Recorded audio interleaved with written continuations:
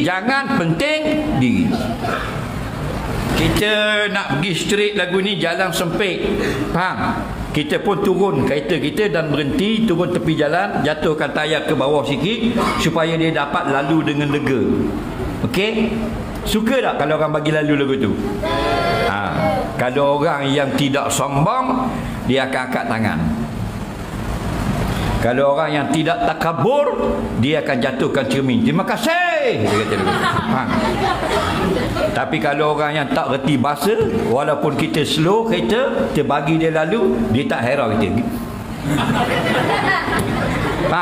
Orang yang selfish, penting diri, tak reti berterima kasih.